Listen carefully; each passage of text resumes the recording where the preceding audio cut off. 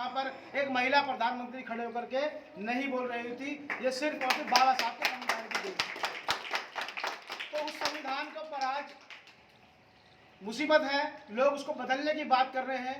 आज वो लोग बदलने की बात कर रहे हैं जिन्होंने आज़ादी के आंदोलन में कभी हिस्सा ही नहीं लिया, जिन्होंने कभी अपने मुख्यालयों पर भारत के राष्ट्रीय ध्वज को कभी लहराया ही नहीं, उन्होंने कभी माना ही नहीं, उन्होंने कभी हमें इंसान नहीं माना। उससे पहले मनुस्मृति को उन्होंने लागू किया। उसके बाद में इन्होंने जब आज ये लोग सत्ता में बैठे हैं, वही लोग, उन्हीं लोगों का राज है जिन्होंने हमारे हक अधिकारों को हमेशा छीनने की कोशिश करी है, हमारे को गुलाम बनाने की कोशिश करी है। आज वो मेजोरिटी के साथ सत्ता में है। आज वो चाह रहे हैं कि 400 पार 404 सीट के लिए वो बोल रहे हैं। वो इसलिए बोल रहे हैं कि हमारे पास पर्याप्त सीट आ जाए तो विपक्ष ना रहे और हम इस संविधान को बदलें। वो मीडिया में आकर इंटरव्यू अपना दे रहे हैं, उनके मजबूत नेता आकर के बता रहे हैं, और हम लोग क्या कर रहे हैं, हम लोग सिर्फ सुनने का काम कर रहे हैं। जबकि संविधान एक ऐसी किताब है, एक संविधान की वजह से हम लोग स्कूल जा पा रहे हैं, एक संविधान की वजह से हमें नौकरियां मिली।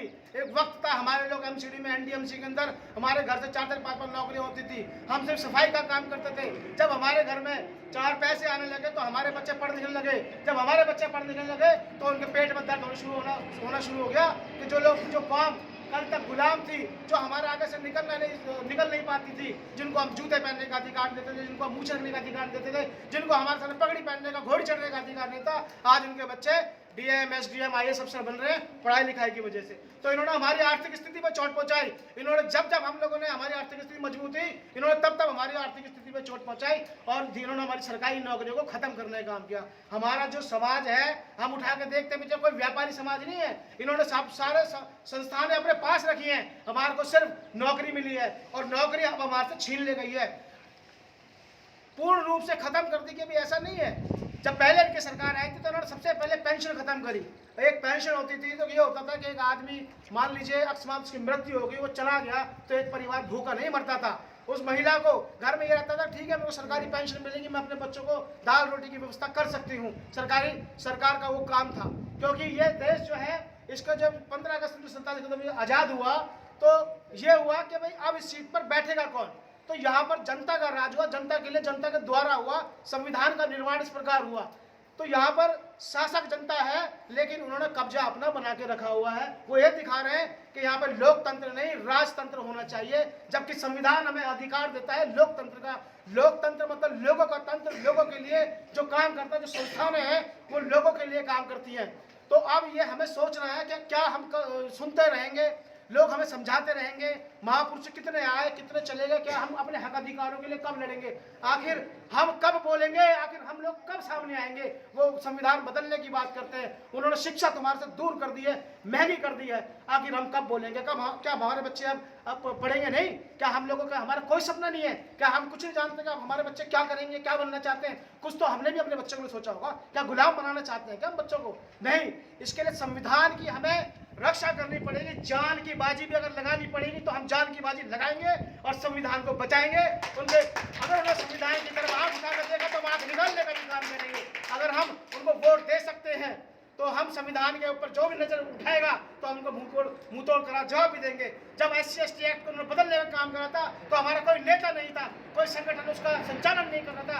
आप लोगों ने सिर्फ उसको SC/ST को बचाने के लिए आप लोग सड़कों पर उतरे, आपने इतना बड़ा आंदोलन किया कि वो इतिहास बनकर रह गया। अगर संविधान के ऊपर किसी ने आग भी उठाई तो आपको उसी प्रकार से जाना भी बच्चों के साथ सड़कों पे आना पड़ेगा, हमारे बच्चों को भी आना पड़ेगा। क्योंकि उसके बाद अगर संविधान बदल गया तो वैसे भी हमारे लिए कुछ नहीं बचेगा, ये जीवन जीते जी नर्क हो जाएगा।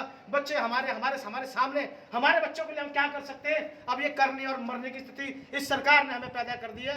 हमें सोचना होगा कि लोकतंत्र हमें चाहिए या मनुवाद चाहिए, हमें संविधान चाहिए, मनुस्मृति चाहिए, ये फैसला आपके ऊपर है। बच्चों की गुलामी तुम्हें चाहिए या आज़ादी चाहिए? अपने बच्चों को पढ़ता लिखता अफसर बनना देखना चाहते हो या गुलामी में वापस धकेलना चाहते हो? ये हमारे ऊपर है। आखिर हम कब बोलेंगे, कब सामने आएंगे, कब जागेंगे, ये अब हमारे ऊपर सवाल है। गुलामी भी हमारे हाथ में है, आज़ादी भी हमारे हाथ में, वोट का अधिकार तुम्हारे पास है। वोट को तुम्हें सोचना पड़ेगा। मशीनों में लोग गड़बड़ी कर रहे हैं, ये बात हम जानते हैं, लेकिन हमें मशीनों का भी ध्यान रखना पड़ेगा। इतने बेवकूफ़ नहीं है हम लोग भी कंप्यूटर चलाते हैं, हम तो महंगे फ़ोन चलाते हैं। अगर हमें कहीं गड़बड़ी दिखेगी मशीन के ऊपर तो हमें उस वक्त आंदोलन भी करना पड़ेगा। क्योंकि इन्होंने चुनाव आयोग को अपने पक्ष में रखा हुआ है और वो बिल्कुल भी नहीं चाहते कि मशीन बदली जाए। इलेक्ट्रॉनिक मशीन जो है ये बदली जाए, जबकि जब ये मशीन आई थी तब ये पहले ऐसी नहीं थी। इन्होंने 2-3 बार इसमें संशोधन किए, तगड़े तगड़े तुम्हारे सामने घोटाले कर रहे हैं तुम्हारे आगे। हम कब जागेंगे, हम कब देखेंगे, हम कब घरों से बाहर निकलेंगे? गुलामी की हमें क्या आदत पड़ती जा रही है? क्या जो 3000 साल गुलामी हमने सही है, क्या वो खून अभी तक हमारे मरा नहीं? हमें आज़ादी चाहिए। हमने हमारे शहादतें दी हैं हमारे महापुरुषों ने, हम भी शहादत देंगे। जब वक्त आएगा तो हम भी पीछे नहीं हटेंगे और संविधान के लिए जान की बाजी लगा देंगे, चाहे हमें इसके लिए कुछ भी करना पड़े। ये हमारी आज़ादी है, हमारे बच्चों की आज़ादी है, हमारे संविधान की आज़ादी है, हमारे महापुरुषों की आज़ादी के लिए जो उन्होंने हक अधिकार दिया उसके लिए हमें कुछ भी करना पड़ेगा, हम करेंगे और सड़कों पर उतरेंगे और सरकार को रोकेंगे, चाहे हमें कुछ भी करना पड़े। धन्यवाद साथियों, आप लोगों ने बहुत ध्यानपूर्वक सुना। सिर्फ सुनना ही नहीं है, इस पर अमल भी करना है। आपका बहुत बहुत धन्यवाद, शुक्रिया।